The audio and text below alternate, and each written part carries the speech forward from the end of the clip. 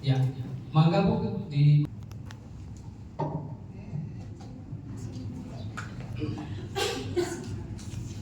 Bismillahirrahmanirrahim. Penerapan hukum Islam di Indonesia harus mengutamakan prinsip keadilan dan toleransi. Penerapan hukum Islam di Indonesia harus mengutamakan prinsip keadilan dan toleransi. Penerapan hukum Islam di Indonesia harus mengutamakan prinsip keadilan dan toleransi. Bukan toleransi ya. Toleransi. Toleransi ya.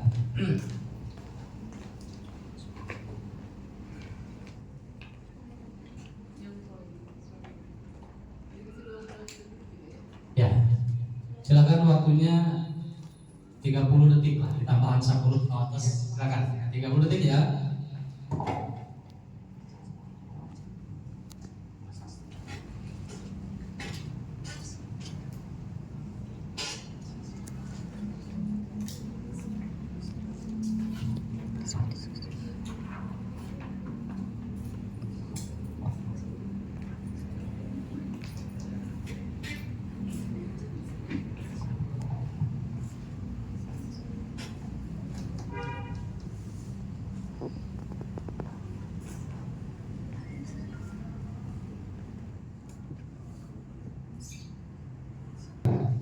Ya, dihitung pas ucapan assalamualaikum. 1, 2, 3, 4, 5. Silakan. Bismillahirrahmanirrahim. Assalamualaikum warahmatullahi wabarakatuh. Waalaikumsalam warahmatullahi wabarakatuh. Yang saya hormati kepada Dewan Juri yang hari bijaksana, yang saya hormati kepada moderator dan juga teman-teman sekalian. Tentunya sebelum saya mengungkapkan argumen saya ucapkan dulu terima kasih kepada moderator yang telah memberikan waktu kepada saya untuk menyampaikan argumen terkait yaitu penerapan hukum Islam harus mengutamakan keadilan dan toleransi.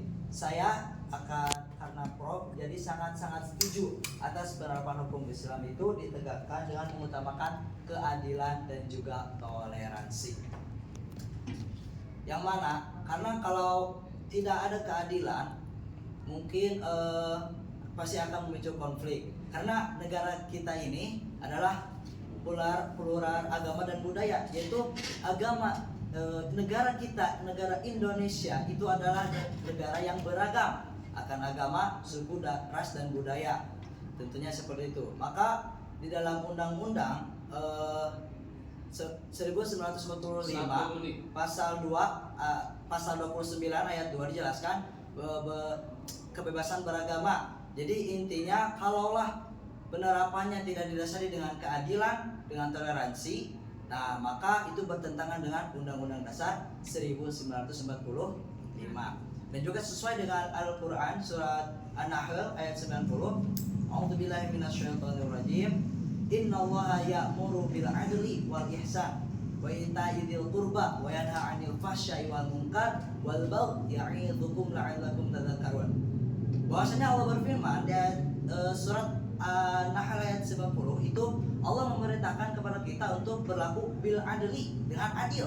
Nah, maka itu sudah menjadi tunjukkan kepada kita untuk berperilaku adil terhadap manusia dan juga bil adli walisan itu berbuat baik kepada manusia, memberikan manfaat karena sebaik-baiknya manusia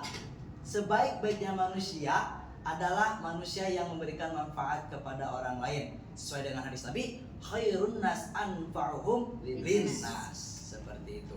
Dan yang ketiga, Allah memerintahkan kepada kita untuk wa ita'idil qurba, membantu kerabat kita. Jangan sampai kita dengan kerabat itu bermusuhan, bertolak belakang pendapat, tapi harus bisa saling tolong menolong. Dan juga ada larangan di dalam ayat tersebut, yaitu larangannya wayanha 'anil fahsya. Allah telah melarang kepada kita untuk al-fahsya, berbuat dosa, mau dosa zina, dosa berbohong, apapun sebagainya. Dan yang kedua, Allah melarang kepada kita untuk melakukan wal mungkar, kemungkaran. Karena kalau kita berbuat kemungkaran, itu kita sama saja dengan orang munafik. Karena apa? Karena di dalam hadis Nabi, alamatul munafiqin salasun, idza hadatsa kadzaba wa idza wa'ada akhlafa wa idza tumina khana. Salah satunya yang kedua, wa idza wa'ada, bila mana diberi janji, diberi janji oleh seseorang, akhlafa, ingkar, dan maka itu ciri orang munafik. Yang ketiga, Allah melarang kepada kita untuk 4 menit. wa yanha 'anil fahsya wal munkar, wa yanha 'anil fahsya wal munkar wal bagh. Allah melarang kepada kita untuk wal bagh. Apa? Yaitu permusuhan, yaitu takabur dengan cara sombong. Apa sombong? Radul haq wa wastiqarun nas, yaitu menolaknya kebenaran dan juga menghinakan manusia. Allah melarang. Dan juga terdapat satu poin lagi yaitu mendolimi kepada orang lain. Maka Allah melarang kepada kita seperti itu. Maka penerapan hukum di Indonesia haruslah mengutamakan keadilan dan juga toleransi seperti itu. Dan cukup. Itu saja. Kasih. Assalamualaikum warahmatullahi wabarakatuh. Sebelumnya saya berterima kasih atas waktunya bagi semua elemen di sini termasuk peserta dibantuin. Keadilan bukanlah menyamaratakan hal semuanya. Keadilan adalah memberikan sesuatu sesuai porsinya. Di dalam Islam sendiri ada surat dari surat Al-Kafirun, lakum dinukum waliyatin, untukmu agamamu dan untukku agamaku. Itu bisa diimplementasikan seperti ini. Jika kita saat kita melihat agama yang lain, kita tidak mengganggunya dan juga kita tidak mengganggunya dan tidak mencaci makinya atau lain sebagainya yang intoleransi. Tapi toleransi juga memiliki batasan. Dan apakah saat kita merayakan Selamat Natal sesuatu yang dihalalkan dalam Islam? Itu tentu tidak. Nah, maksud dari keadilan dan toleransi di sini, apakah penerapan Islamnya harus ditampilkan secara adil seperti itu? Kan tidak juga. Nah, jadi kalau mau melihat dari sisi Pancasila, Bhinneka Tunggal Ika, atau keadilan dalam beragama atau kebebasan dalam beragama, itu sangat sulit diterapkan karena bisa melanggar syariat-syariat yang ada dalam Islam. Yang kedua, tadi kan surat An-Nahl, untuk berbuat baik. Memang dalam Islam kita diajarkan untuk berbuat baik dan toleransi. Toleransi di sini bukan hanya sekedar berbuat baik saja kepada orang lain, tapi juga tidak mengganggu aktivitas ibadahnya. Penerapan Islam secara adil dan merata, adil dan merata, tapi keadilan memberikan haknya sesuai porsinya. Itu sangat berbeda.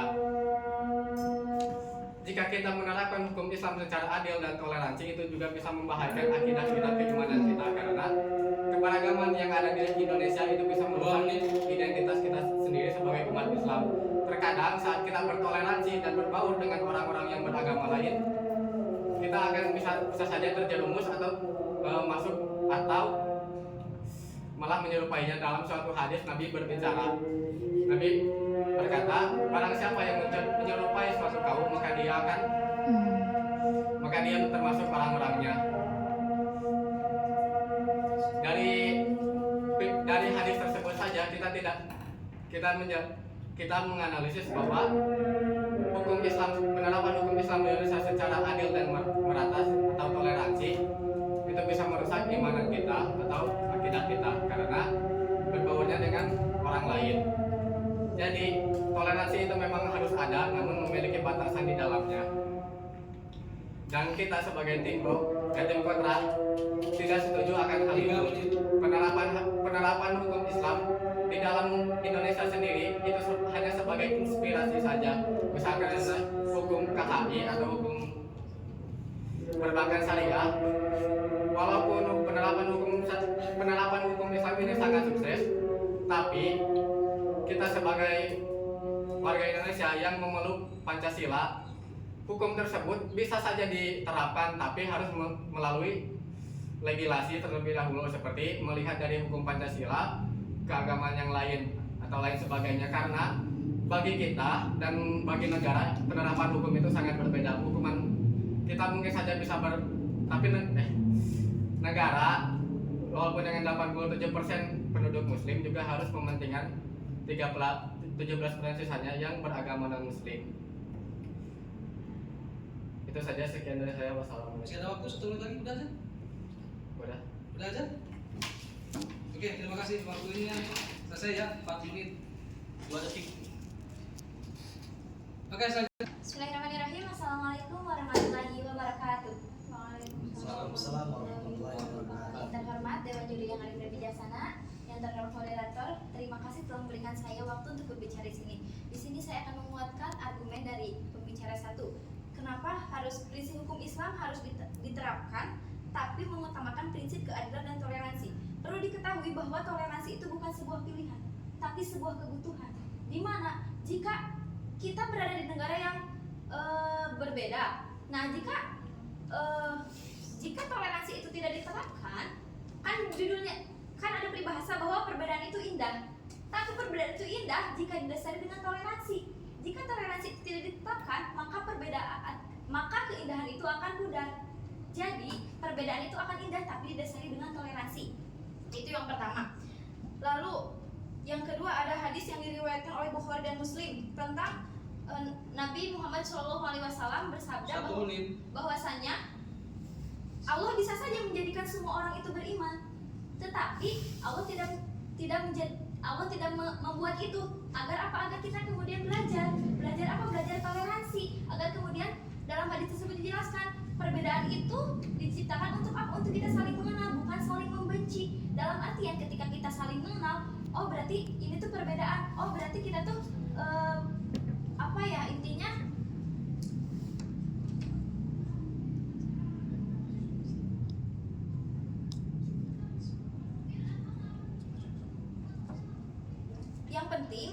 yang penting perbedaan tersebut itu damai. Allah Subhanahu wa taala menciptakan perbedaan, tetapi Allah maksudnya gini ya, tujuan Allah menjadikan manusia itu ada yang beriman dan tidak adalah untuk apa? Adalah untuk kemudian saling mengenal, bukan saling membenci. Itu yang pertama.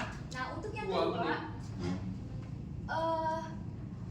untuk kemudian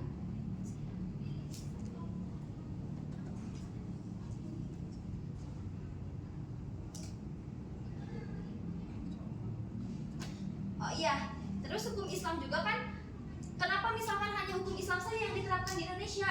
Kan Indonesia berbagai macam. Nah, karena kan mayoritas agama di Indonesia itu Islam. Nah, yang pastinya hukum Islam juga banyak yang berkaitan dengan pendidikan moral anak bangsa. Contohnya misalkan kejujuran, kedisiplinan, moral, etika, itu semuanya tertera dalam kebanyakan itu hukum Islam. Nah, maka dari itu penerapan hukum Islam bisa saja, boleh saja diterapkan di Indonesia, akan tetapi harus berdasarkan dengan keadilan. 3 menit. Nah, Allah Subhanahu wa taala juga dari ayat tadi menjelaskan bahwasanya gak apa-apa, yang penting berbeda juga tetap damai. Dalam artian ini damai dengan keyakinannya masing-masing, ini damai dengan keyakinannya masing-masing. Lakum dinukum waliyadin, untukmu agamamu dan untuk agamaku. Tidak apa-apa. Penerapan toleransi. Iya, sebentar. Izin 1 menit ya. Izin bertanya. Menurut yang telah diargumentasikan, katanya keadilan itu harus ada dan keadilan dan toleransi itu harus ada. Kan di Indonesia ada berbagai macam agama, yaitu 6 agama resmi yang ada di Indonesia. Kalau misalkan hukum Islam di Indonesia diterapkan, maka keadilan tidak ada bagi non muslim. Cukup, silakan. Tanggapi.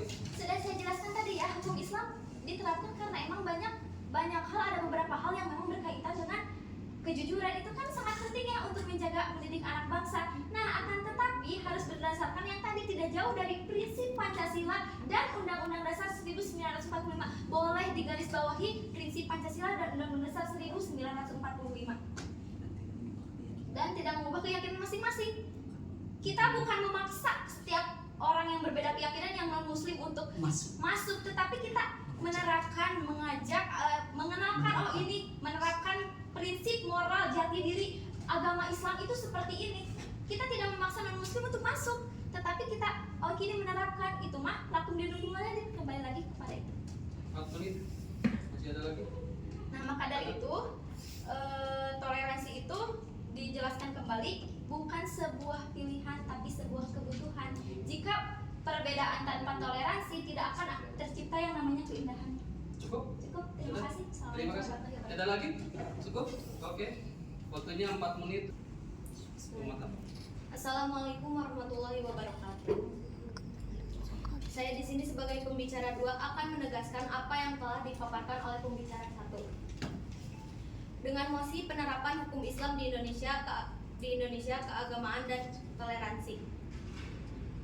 Karena di Indonesia ada 6 agama yang diresmikan. Salah satunya Islam. Namun keadilan tidak adil kalau penerapan hukum Islam di Indonesia diterapkan secara total. Tidak adil untuk non-muslim.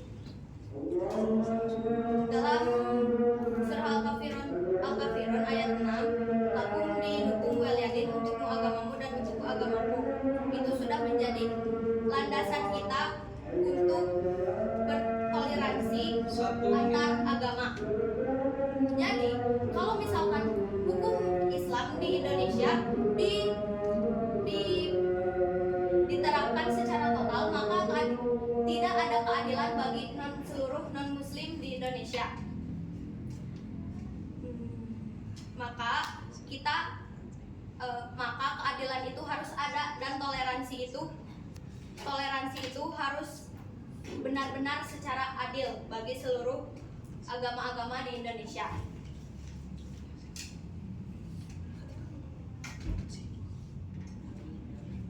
Kembali kepada pembicara yang telah dipaparkan, pembicara 1 yang telah memaparkan keadilan.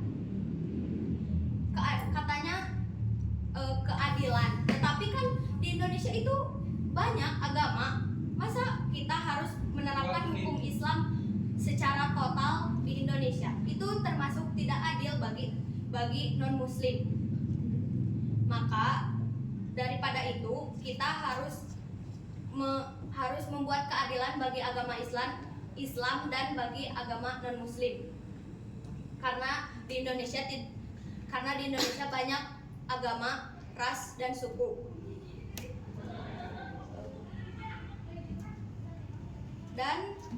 Dan itu bisa merusak citra Islam.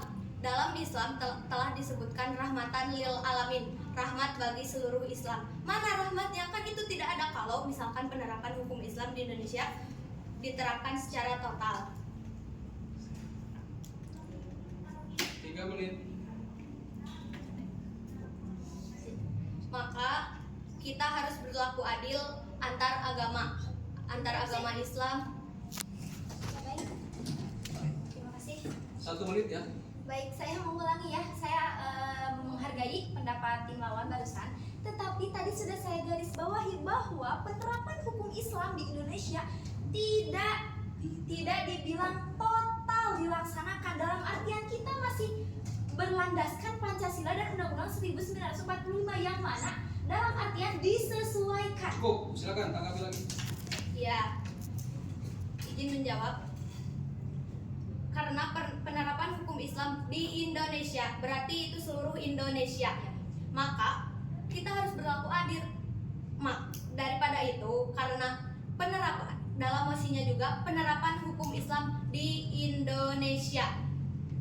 Indonesia berarti itu memaju kepada seluruh rakyat Indonesia. Bukan berarti saya bilang total itu karena Anda tidak bilang total, karena di sininya penerapan hukum Islam di Indonesia. Boleh tanggapi lagi Pak? Tapi Pak, kan tadi saya sudah bilang ya penerapan hukum Islam di Indonesia yang dalam artian tetap berkaitan lagi, disesuaikan lagi dengan prinsip Pancasila dan Undang-Undang Dasar 1945. Meskipun di Indonesia kan tadinya juga sudah disatukan, maksudnya kita menerapkan nilai kita, tapi tidak bertentangan dengan prinsip Undang-Undang Dasar 1945. Silakan tanggapi lagi 4 menit sekarang. Masuk 1 menit ke depan. Berlandaskan Pancasila, keadilan sosial bagi seluruh rakyat Indonesia. Sekarang, di zaman sekarang, Pancasila tidak sering digunakan dan tidak ada orang yang menaati Pancasila tersebut. Bahkan keadilan, contohnya dalam kasus-kasus seperti yang mencuri, itu kan yang mencuri di penjaranya lebih lama dibanding yang mengkorupsi uang-uang negara. Itu kan tidak adil.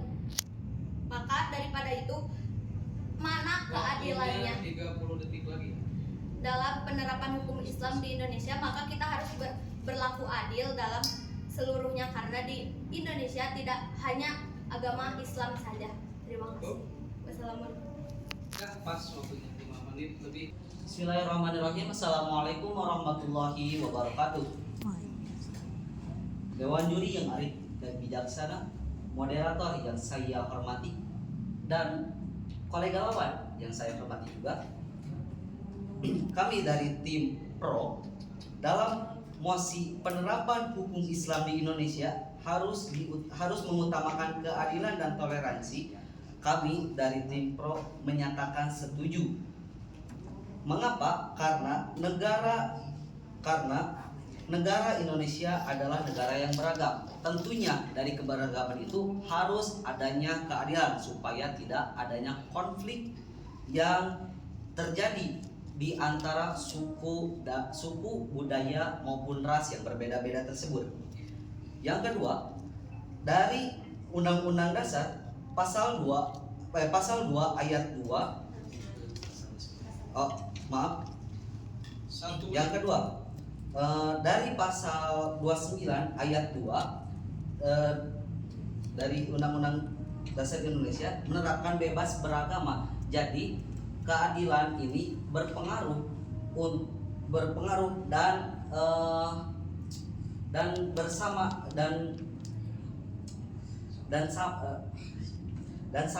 berkaitan dengan Undang-Undang Dasar dengan pasal 29 ayat 2 dari Undang-Undang Dasar 1945. Yang ketiga, toleransi itu bukan suatu pilihan tapi suatu kebutuhan. Mengapa? Karena tadi untuk menciptakan suatu perbedaan yang indah. 50 detik lagi. Karena kita negara Indonesia itu berbeda-beda. Agar perbedaan itu indah, maka toleransi itu ialah kebutuhan yang harus diterapkan di Indonesia. 15 detik lagi. Mungkin cukup sekian yang saya sampaikan. Wabillahi taufiq wal hidayah. Wassalamualaikum warahmatullahi wabarakatuh. Pas. Assalamualaikum warahmatullahi wabarakatuh. Dewan juri yang saya hormati dan rekan-rekan semua yang saya hargai dan saya banggakan, di sini saya akan menyimpulkan apa yang telah teman-teman saya paparkan. Kembali lagi atas toleransi dan keadilan, pernyataan argumen 1 belum terjawab karena toleransi memiliki batas. Dan juga Allah menyuruh kita untuk menjaga batasan dalam bersikap toleransi. Dan hukum Islam memiliki banyak manfaat untuk muslim dan non muslim dan juga untuk semua masyarakat Indonesia, dan tentu juga tidak merugikan non muslim. Banyak manfaat seperti hukum 1 menit. wakaf dan perzinahan. Zina tidak hanya merugikan orang muslim saja, tapi merugikan semua masyarakat Indonesia. Hukum perzinahan dalam Al-Quran, dalam syariat Islam, sangat membantu untuk masyarakat tidak melakukan hal tersebut. Itu juga dapat dalam prinsip keadilan, karena zina sangat merugikan masyarakat dan Indonesia.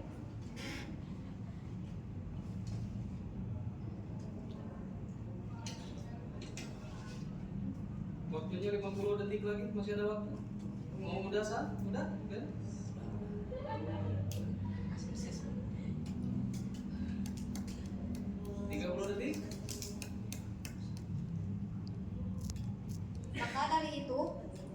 kita harus sebagai umat muslim kita harus mengutamakan syariat Islam dan Al-Quran sebagai hukum Islam di Indonesia karena sangat memberi manfaat dan tidak. Selesai ya, cukup. Ya. Nanti Ibu ada apa lagi? Silakan. Masya Allah luar biasa. Dan tapi bagus lah ya. Dalam hal debat seperti ini ya sebenarnya hanya membutuhkan tingkat literasi yang tinggi gitu ya, lebih banyak membaca dan nanti sebenarnya ada teknik-tekniknya ya untuk pencantalan sehingga nanti pola dari emosi itu mana yang menjadi titik tekannya gitu ya, ada ketersambungan sebenarnya. Jadi biasanya di situ sendiri, di kalimat itu sendiri juga sebenarnya jawabannya sudah ada, tinggal pemahamannya aja. Iya. Silakan bersalaman. Bersalaman. Semangat ya. Makasih. Teteh, hubungan mantap banget, keren. Silakan sambil istirahat Yo, ya. terima kasih. Bapak moderator. Siap. Ya.